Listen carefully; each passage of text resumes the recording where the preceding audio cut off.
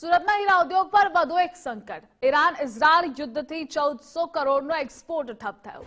યુદ્ધથી વેપારીઓ સ્વદેશ પરત ફરવા માંડ્યા. રશિયા યુક્રેન યુદ્ધ ચાલુ હોવાથી દિવાળી બાદ સ્થાનિક ઉદ્યોગ પર માઠી અસર પડી.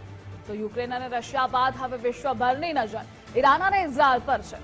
હાલની પરિસ્થિતિથી સુરતના હીરા ઉદ્યોગ પર અસર થઈ. યુદ્ધ શરૂ થયું ત્યારથી ઇઝરાયલ સાથે હીરાનો વેપાર ઠપ થયો છે. સંવાદદાતા રાકેશ જોડાયેલા છે. રાકેશ, ઈરાન ઇઝરાયલનું જે યુદ્ધ થઈ રહ્યું છે તેની સુરતના હીરા ઉદ્યોગ પર કેવી અસર?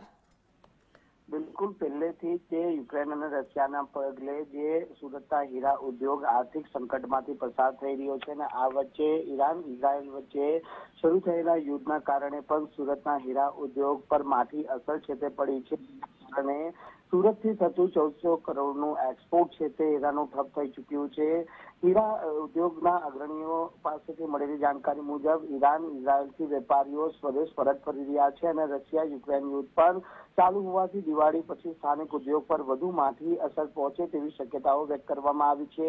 યુક્રેન અને રશિયા બાદ હવે વિશ્વભરની નજર ઈરાન અને ઇઝરાયલ વચ્ચે ફાટી નીકળેલા યુદ્ધ પર છે. ત્યારે હાલ જે પરિસ્થિતિ ઉદ્ભવી છે તેની સીધી અસર સુરતના હીરા ઉદ્યોગ પર પડી છે અને જ્યારથી આ પરિસ્થિતિ સર્જાય છે ત્યારથી જ ઇઝરાયલ સાથે હીરાનો વેપાર છે તે ઠપ થઈ ગયો છે. એટલે એક રીતે જે કરોડો રૂપિયાનું એક્સપોર્ટ સુરતથી થઈ રહ્યું હતું તે પણ હાલ ઠપ થઈ ચૂક્યું છે અને તેના કારણે નાના હોય કે પછી મોટા હીરા ઉદ્યોગ અગ્રણીઓની હાલત હવે કફોડી બની છે અને પરિસ્થિતિ હાલ સુધરે તેવા કોઈ અંશાર છે તે દેખાઈ નથી રહ્યા અને તેને લઈને હીરા ઉદ્યોગ સાથે સંકળાયેલા અગ્રણીઓ અને વેપારીઓની ચિંતામાં વધારો થયો છે.